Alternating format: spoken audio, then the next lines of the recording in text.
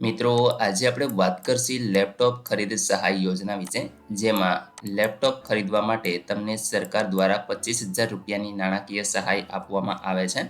યોજનાનો લાભ કોને મળશે? 1 વર્ષની અંદર જ તમારે અરજી છે એ કરવાની હોય છે. તો કઈ રીતે કરવાની છે અને શું છે પ્રોસેસ, સંપૂર્ણ માહિતી તમને આ યોજના વિશે આપવાની છે. તો વિડીયોને પૂરો જોવા વિનંતી. જો તમને વિડીયો ગમે તો લાઈક કરી દેજો, તમારા મિત્રો સુધી શેર કરજો અને ચેનલને સબસ્ક્રાઇબ કરી લેજો, જેથી આવી કોઈ પણ માહિતી આપ સુધી પહોંચતી રહે. તો ચાલો શરૂ કરીએ. મિત્રો, સૌપ્રથમ આપણે વાત કરીશું કે યોજનાનો હેતુ શું છે. તો કે શ્રમયોગ્યના બાળકોને પ્રોત્સાહન મળે અને શિક્ષણ પાછળનો જે આર્થિક બોજ ઘટે તે માટે લેપટોપ ખરીદ સહાય યોજના છે એ અમલમાં મૂકવામાં આવેલી છે. મિત્રો, આ યોજનાની શરતો શું છે? તો કે ધોરણ 12 બોર્ડની પરીક્ષામાં ઉત્તીર્ણ થયેલ અને ઓલ ઓવર 70% કે એનાથી વધુ પર્સન્ટાઇલ મેળવેલ હોય તો આવા વિદ્યાર્થીઓને આ યોજનાનો લાભ છે એ મળવાપાત્ર રહેશે. મિત્રો, ત્યાર પછી આપણે વાત કરીશું પ્રોફેશનલ કે ડિઝાઇનિંગ કોર્સની અંદર પ્રવેશ મેળવનાર જે વિદ્યાર્થી છે એમને લેપટોપ કિંમત મર્યાદા એટલે કે 50,000 રૂપિયા સુધીનું લેપટોપ અથવા તો 50,000ની મર્યાદામાં જો તમે લેપટોપ લો છો તો તમને 50% રકમ એટલે કે 25%, આમાંથી 2 પણ ઓછું હશે એ તમને સહાય છે એ મળવાપાત્ર થશે.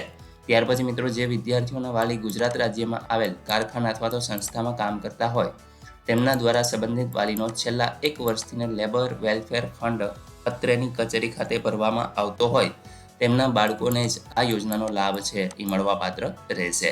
તો અહીં મિત્રો, જે લોકો ગુજરાત રાજ્યમાં આવેલ જે કારખાના અને સંસ્થાની અંદર કામ કરતા હોય અને એમનો લેબર વેલફેર ફંડ છે એ ભરતા હોય તો એવા લોકોને આ યોજનાનો લાભ છે એ મળશે. લેપટોપ વિદ્યાર્થીના નામે જ ખરીદ કરેલ હોવું જરૂરી છે. જે વિદ્યાર્થીઓએ વિદેશમાં પ્રવેશ મેળવેલ હશે તેઓએ આ યોજનાનો લાભ છે એ મળવાપાત્ર રહેતો નથી. જે વર્ષમાં બોર્ડની પરીક્ષા આપી હોય એ જ વર્ષની અંદર લેપટોપ ખરીદી કરવાની રહેશે અને 6 મહિનાની અંદર જ તમારે અરજી છે કરવાની રહેશે. તો જ તમને આ યોજનાનો લાભ છે એ મળી શકશે. અને મિત્રો, આમાં તમારે ફોર્મ ભરવા માટે કયા ડોક્યુમેન્ટની જરૂર પડશે? તો એક તો અરજી સંદર્ભે તમામ પુરાવા છે એ તમારે અપલોડ કરવાના રહેશે. બોનોફાઇડ સર્ટિફિકેટ છે એ તમારે અપલોડ કરી દેવાનું રહેશે.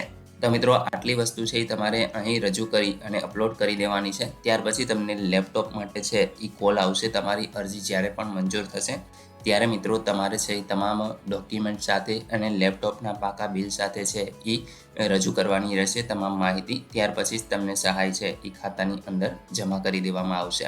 મિત્રો, લેપટોપ ખરીદ સહાયનો ઓનલાઈન અરજી કઈ રીતે કરવી એના વિશે પણ આપણે વિડીયો બનાવશું. તો તમે ચેનલ સાથે જોડાઈ જજો, જેથીને કોઈ પણ માહિતી છે એ છૂટી ન જાય. તમને સૌપ્રથમ નોટિફિકેશન છે એ મળી જાય અને તમે સરળતાથી એને જોઈ અને એપ્લાય કરી શકો.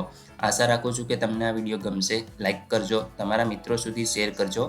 વિડીયો જોવા બદલ આપનો ખૂબ ખૂબ આભાર. મળીએ એક નવા વિડીયો સાથે. ત્યાં સુધી જય હિન્દ.